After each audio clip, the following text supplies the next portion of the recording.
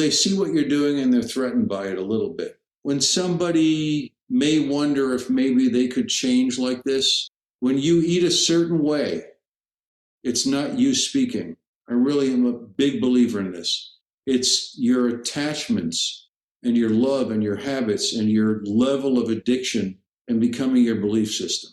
It's their belief system that's threatened. People speak through their attachments. Are you curious about discovering ways of making your life better? Then welcome to my podcast. I'm Bob Mitteman, and this is The Exploding Human.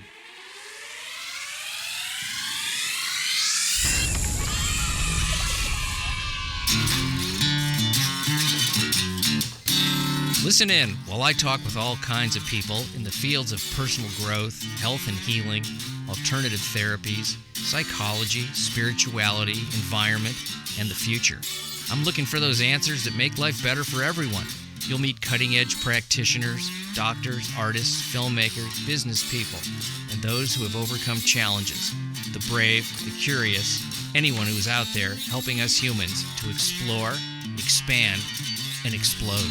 Hey, welcome to The Exploding Human. My name is Bob Mitteman.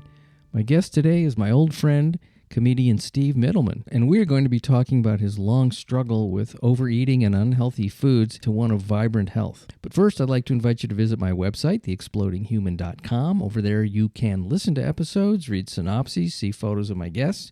There's a little bio on myself, and there's also a YouTube channel where you can listen. That is The Exploding Human with Bob Mitteman. As I said, my guest today is Steve Mitteman. I've known Steve for decades. Steve was a very busy working comedian, being on The Tonight Show and working the club circuit all across the country, opening for very well-known acts in Las Vegas and other places. But during much of this time, he was struggling with food, overeating, eating junk food, being overweight, having depression, all kinds of issues around food. And he slowly discovered, some trial and error and some education and taking responsibility for himself, that what worked best for him was a plant-based diet. And we're going to be talking about how he overcame these challenges and what led him to where he is today, where he is vibrant and healthy and a very happy guy. So here he is. This is Steve Mitteman. Steve, I'm so glad to have you on the show. You know, since we go back so far, both of us having been comedians for decades, and the lifestyle that entailed, certainly in the beginning.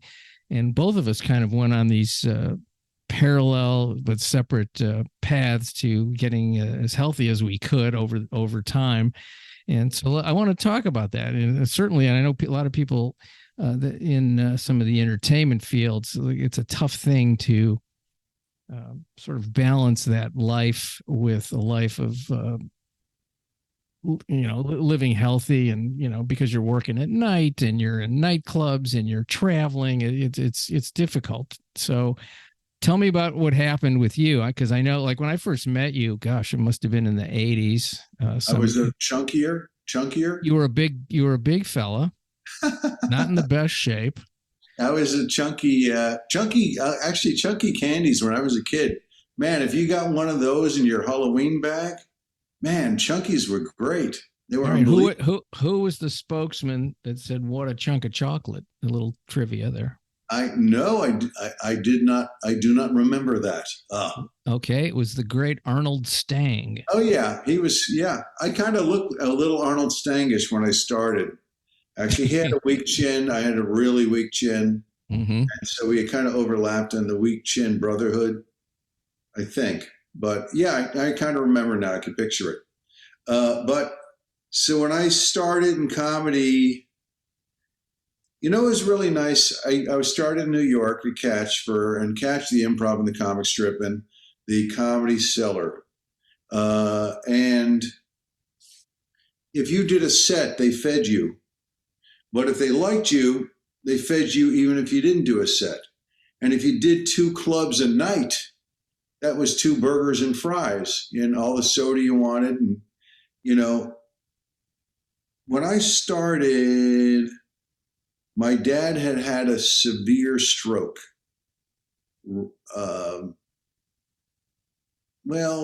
Let's say 75. It was 1975. And I started in the end of 76. And do you remember your comedy anniversary? Remember that? No, I have no idea. I don't remember. I have a date. I have a Okay. total date. Happy anniversary coming up. Yeah, it is in a few months. So I didn't know the tie-in between what you eat and, strokes and heart disease and cancers and type 2 diabetes. Didn't know about that. But my parents were on numerous pills. My dad had this bad stroke. He basically had to retire. Nobody put together A plus B equals stroke, eating crap. My mother would make sandwiches like halva and butter sandwiches. We lived on chicken wings. If they could have had chicken wing cereal, we would have had that in the morning. Chicken wings and saucy Susan and whatever barbecue sauce my mother wanted to try. And they were sort of kosher, but if we needed the juice glasses, they would get saucy shrimp cocktail glasses. And we'd have the shrimp cocktail, and then we'd have juice glasses. So otherwise, we were sort of observant. But we ate crap. Nobody knew any better. Pretty much sold out by those industries, because I think those industries, like the cigarette industry, knew they were killing people slowly but surely. And that's how it was. But I started my comedy career. They started paying the comics cab fare. And I was staying at my sister's house on 89th Street between 1st and 2nd. And so I could just walk home, and that cab fare paid for breakfast. So literally I was so dependent on the clubs. And I'd have, two eggs, juice in a juice glass, one of those little New York juice glasses, like in a diner, and just endless, breakfast and then dinner. Breakfast, dinner. So it's a lot of bread and grease and fat. It was just crap. Yeah. Now, did you partake of the alcohol that was also part of the gifting of the clubs? Well, yes, I did a lot of that myself. I was more on I like to get stoned side. Okay. I liked occasionally, our mutual friend Mark, who was on your show. I would get drunk with him. I would go out for, we had a little money to, we'd have a lot of wine or beer, and I could keep up, but it was not, I always felt like I had to keep my brain cells, for what we were doing. I was writing a lot. Yeah. And the illusion that weed would help that in some way, at least. No. That my worst time was in college. Went away to school, and no matter how much I ate growing up, even if it was the worst crap and, disease making foods, I was a rail. But I went away to school, and I got stoned and drunk every day. And I gained 50 pounds in the first year. And that's where my weight issue started. I'll tell you what I'm passionate about is maybe about 5 or 6 or 7 years into stand-up. I had a prostatitis. And usually that happens to people in the 50s, 60s, 70s. Inflammation of the prostate, and something else called epididymitis. But prostatitis for like 5 years, from college to about age 25. And I went to a urologist in New York after 5 years and a million drugs and being up in the middle of the night and pacing and taking what's called a Zitz bath. And he just said, "Hey, what helped one of my patients? He quit caffeine. Stopped on a dime." I said, "I'll do it." It stopped on a dime. So it was the first time in my life I made the connection between what you eat or drink affects your health. A plus B equals, in my case, prostatitis. And then, I had this weight to lose I never lost after college. And I New York, I call New York, and really the whole world is Temptation Island. There's so much crap there, and I could avail myself as long as I had a little money to a lot of the crap, whatever. I was a crapologist. I loved it. I was a foodie when it came to crap. I said, well, if the coffee works, then maybe I could do something to lose this weight. And went and I know somebody who got this test done called a cytotoxic food test. And then there was a long list of things I was allergic to based on this blood test. It was crap, like, oh yeah, white flour and, don't have this, don't have dairy, whatever it was. It was a giant list. I could probably have it somewhere. So, but it was the first time that I had to think about being on a diet. Then, because I didn't know any better back then, if I was not perfect, I think that I fell off my diet. And then because I fell off my diet, I partied till I felt the humiliation where I needed to get the motivation to get back on another diet or plan, or in this case, not eating the stuff on the list. And I went through this as a cycle for, I don't know, a year or two or three, till I decided to, look into a program. Mm-hmm. But that program, which I still believe in, I don't believe in the paradigm of being on or off anything. I think it's a scam. It's a sad thing for people. You just trudge the road of happy destiny. You love yourself through the process and the bumps in the road and whatever you call it. And it was when I stopped, I was liberated. Yeah. So the rigidity of good, bad, yes, no was too much for a human being to be able to navigate. The diet industry probably knows you're going to bounce around to one of 20 or 30 diets, and then you go through, when I call it is, they call it falling off the wagon, Yeah, sure. But same thing as a 12-step AA. Right. The chuck wagon. Same thing, but it doesn't work. It's got to be beautiful, a beautiful gray when it comes to food. It's not black and white. It's not alcohol or drugs or gambling or sex, or, I don't know if there's any other black and whites out there, but probably there is. But those are the big ones. Food is you got to love yourself through the bumps in the road, and that has been my secret for a very long time. And just the weight was lifted first between my ears and then off my body. So, and then because I investigated enough, especially during it became a passion of mine to try and eat healthier anyway. And my dad died on his fourth heart attack. My mom died of breast cancer. That's another foodborne disease. Certain cancers are foodborne. The biggies are foodborne. Most of them, prostate and colon cancer. There's, I'm sure there's others, but those are the top three that, I know about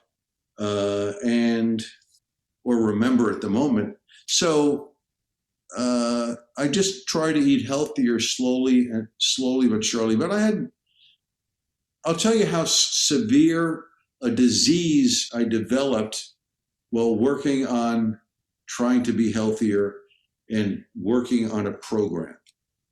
This being on and off something was so bad for me, and I was so hard on myself, that between when people were still taking Polaroids or Kodaks or, hard copy pictures, one day, I don't know how many years ago, I looked at, between 1985 and let's say 2000, I looked at a bunch of pictures to toss. I'm big into, uncluttering, right? So I tossed a lot of stuff. And my weight I'd lost that initial weight, that most of that 50 pounds And, I would go up and down when I was, thinking I was falling off something. My weight would go up and I go down and I go up and down. But I lost a chunk of that initial excess weight. And if I looked at these pictures over 15 years of hard copy pictures, my weight didn't change that much. It was the weight between my ears. Mm.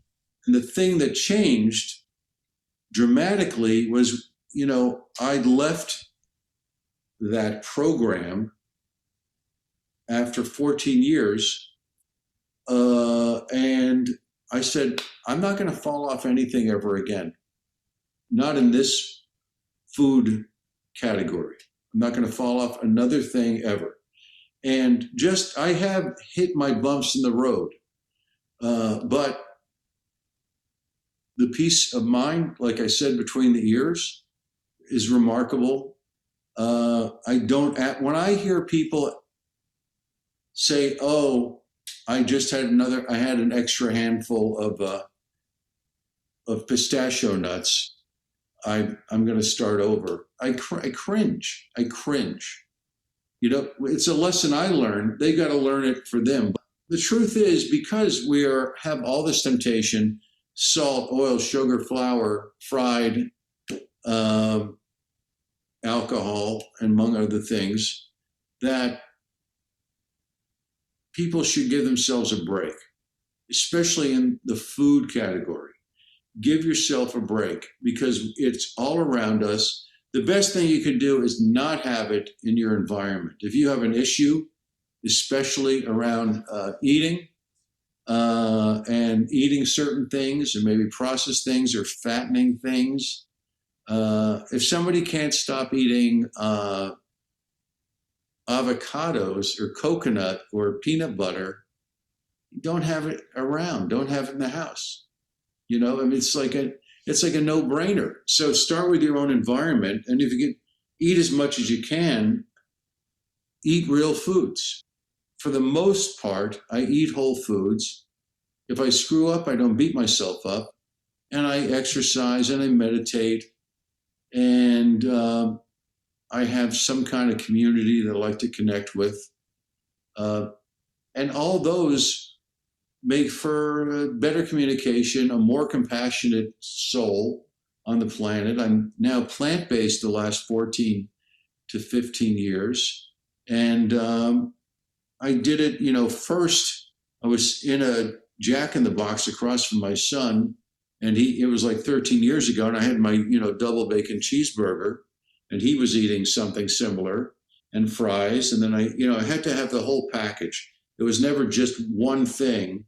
It was like all of them, and I said, at that point, at least I knew that there's some connection between the beef industry and the meat industry and the environment.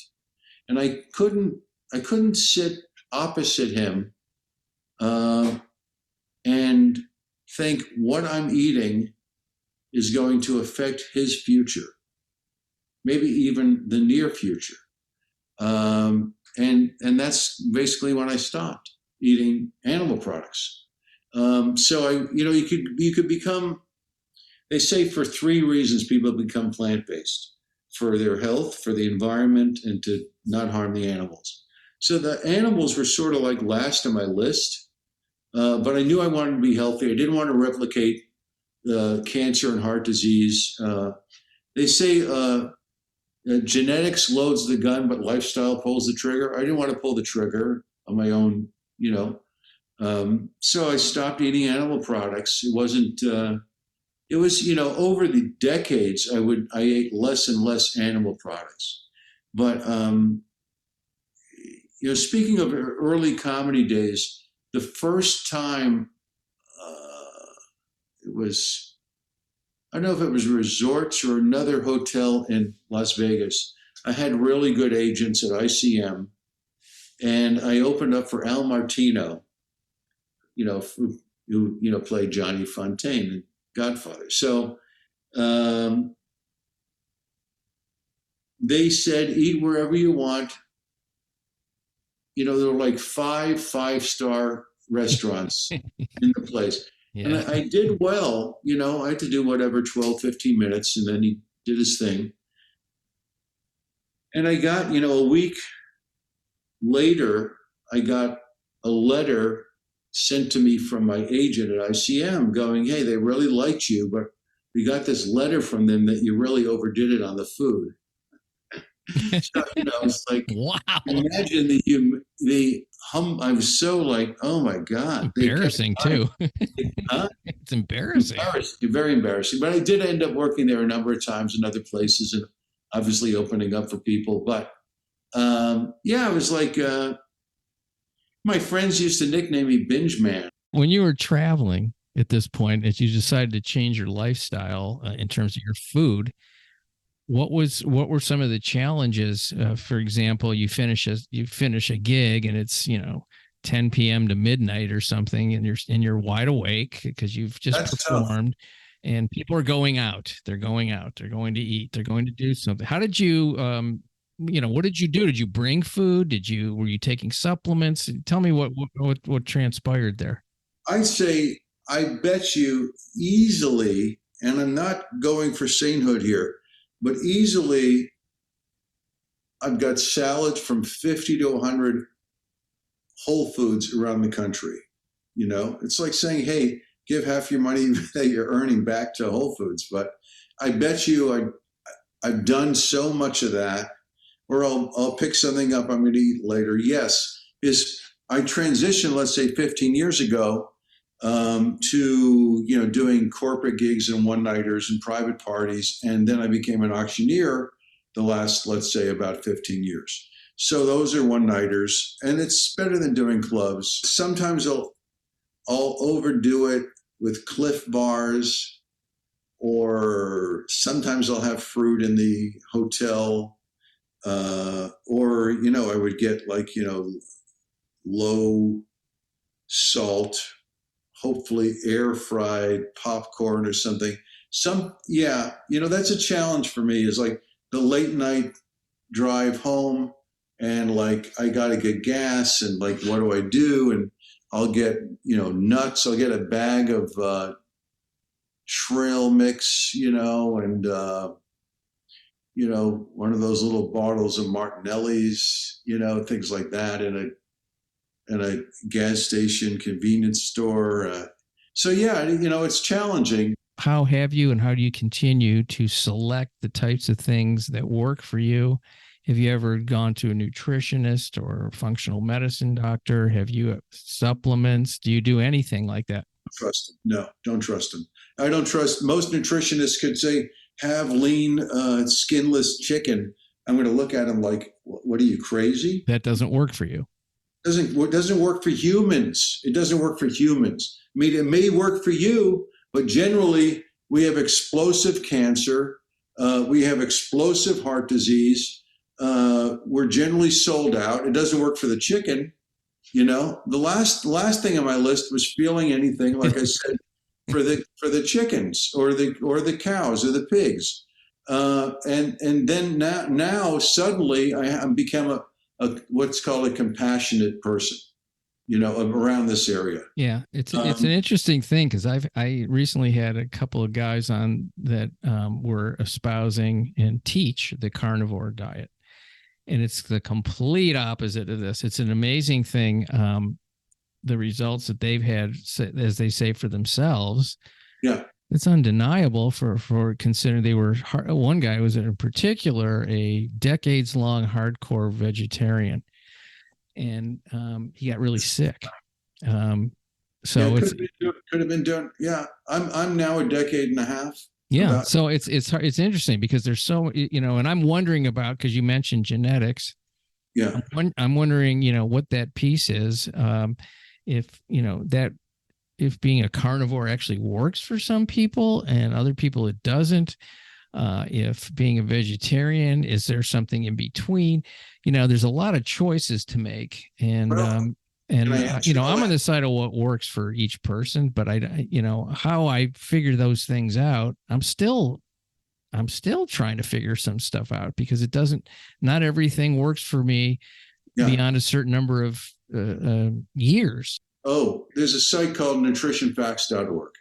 Basically, it's what it is Dr. Michael Greger, who you may have heard of and know about. And he's got like a whole team of people, and they just put facts on there.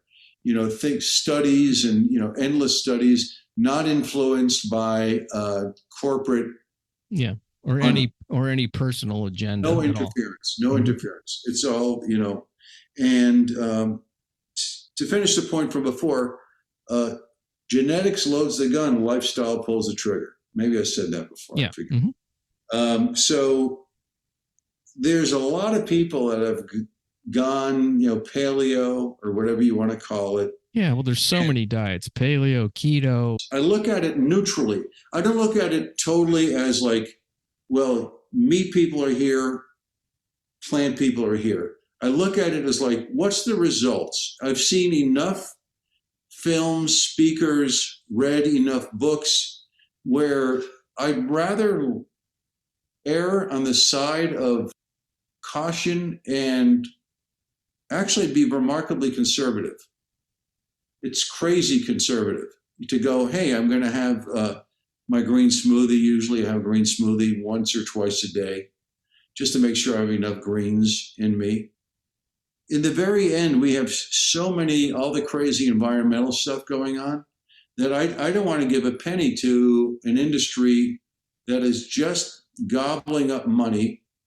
And maybe I'm wrong. Maybe there's no connection between, that's an A plus B equals, environmental catastrophe.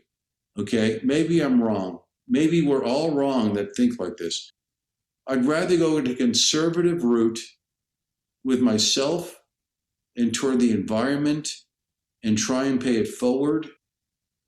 Maybe it helps 20%. It's 20% more help than not for the environment. Maybe, greenhouse gases and, everything else around it. I really don't understand the science that much.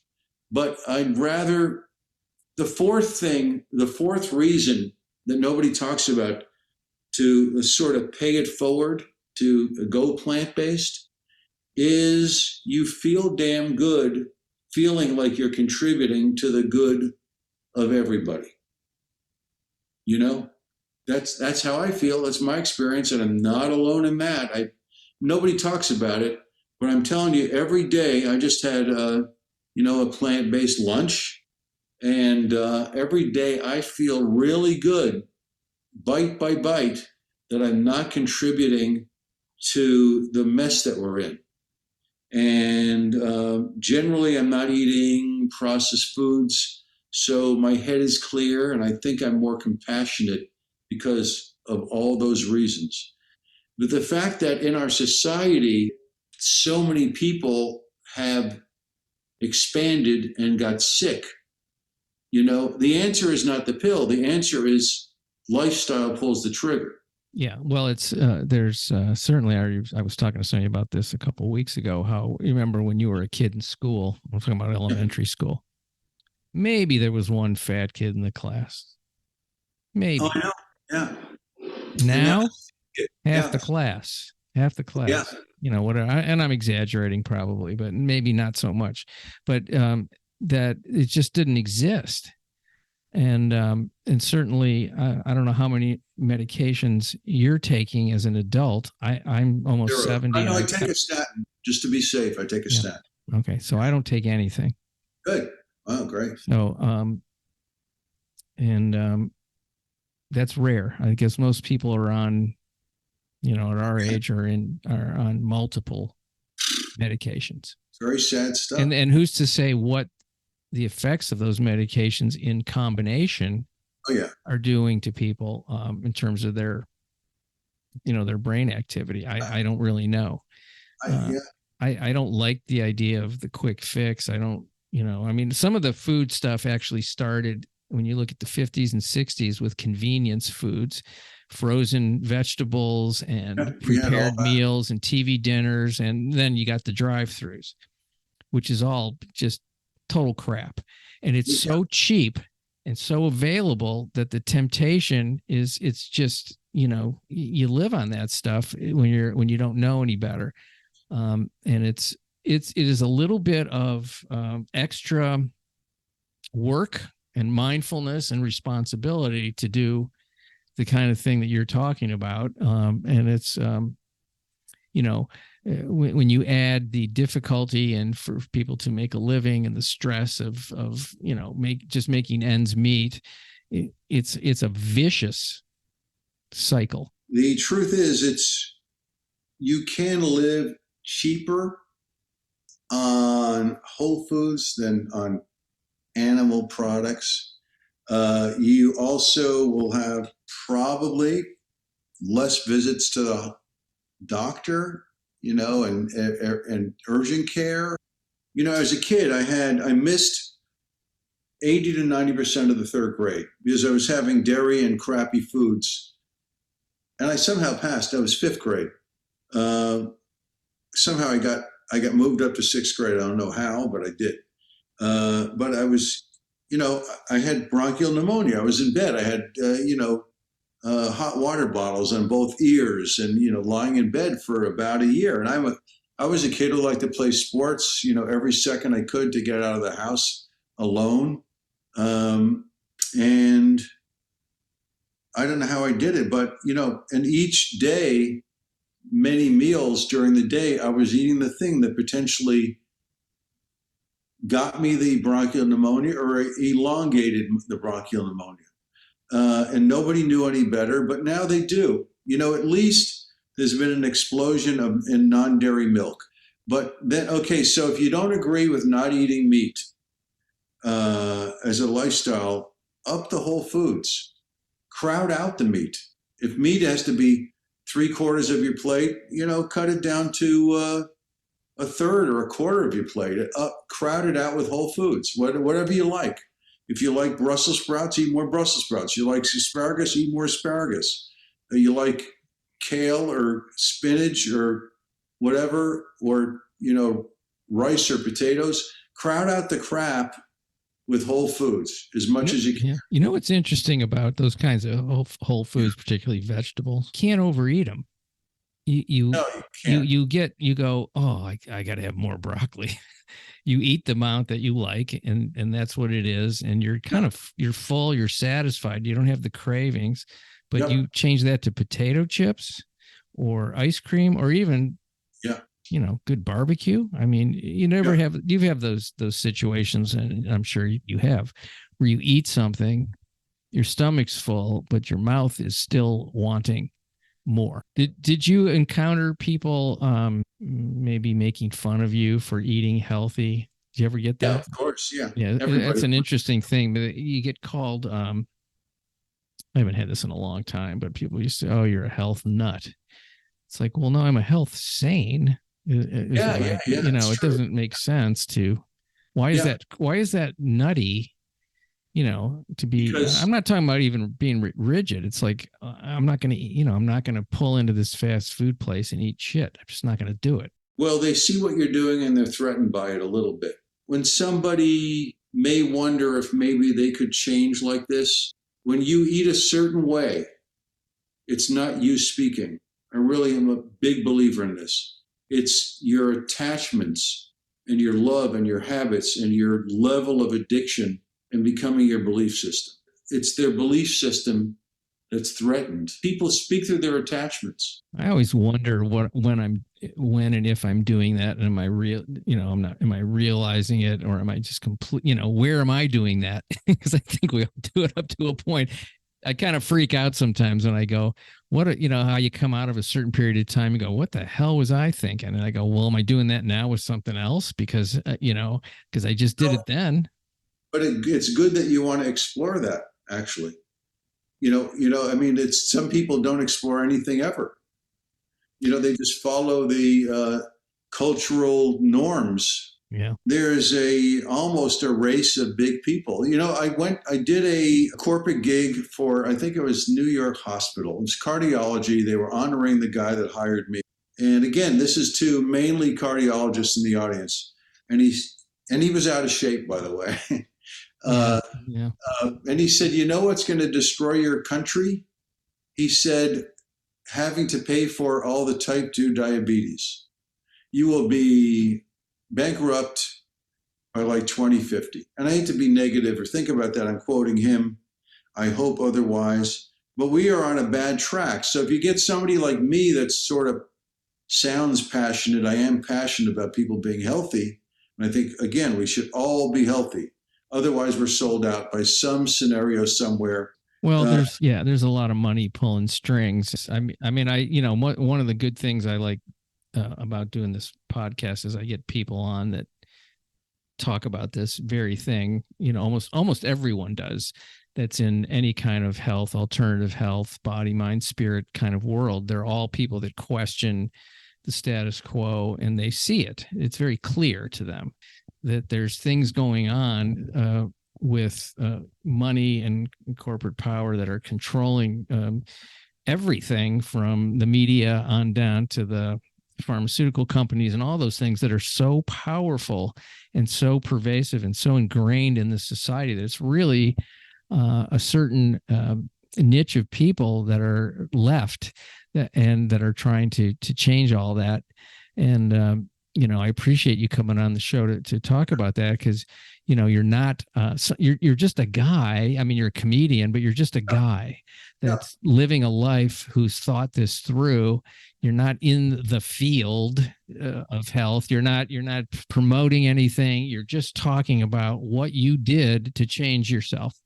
Two things. One, when people look at, if you have a salad, some people, a lot of them would think that is bunny rabbit food. But the truth is, from 0 to 20, ages 0 to 20, I basically only had, if I had a vegetable, it was iceberg lettuce. And that was it. Yeah, there's not much in that. There's a lot of water in there. But that's about it. But the other side of it is it's not alternative. It's like the original truth. Yeah. It's for, how many centuries of the history of the planet and then humanity. We are fortunate. If you wanted to see evidence of a higher power, it is that the planet that we live on happens to grow the things that we can not just sustain on and survive on, but thrive on. So it's not a lot. I don't look at it as alternative at all. And look, I'm the one that went from 0 to 20 with occasional iceberg lettuce. Hopefully something I said and you said that maybe I want to do what you're doing right now, and something maybe people are enrolled to examine and look in their approach a little differently, and to love yourself through the journey and don't be sold out. That when I met you probably in the mid 80s, I was depressed. I have more energy, more happiness. It's not just, hey, I've maintained a thinner build. Right. I've cured a long time depression. I was suicidal in my teens. Has to do with lifestyle. I'm not saying somebody don't take your pills, talk to a doctor, but I will say that it added up to saving my quality of life. If we're going to be on the planet, we might as well be here with a better and better quality of life. Folks, I've known Steve a long time. He's a hilarious guy. We weren't super funny today because that's not what we came to do. But if you want to see some of Steve's stand-up, go on to YouTube and Steve Mitteman, look him up. He's got some Tonight shows and some other stuff. Oh, yeah, lots of stuff. Yeah, a very funny guy. And thanks for doing the show, and we'll chat after. Good to see you. Anybody needs a comic or an auctioneer, you can find me online, I'm sure. Steve Mitteman, ladies and gentlemen. Thank you. Thank you very much, ladies and gentlemen. Much appreciation for you folks listening to The Exploding Human. The website is theexplodinghuman.com. The YouTube channel is The Exploding Human with Bob Nickman. Once again, big thanks to Steve Mitteman for being on the show. You folks have a fantastic day. Thank you.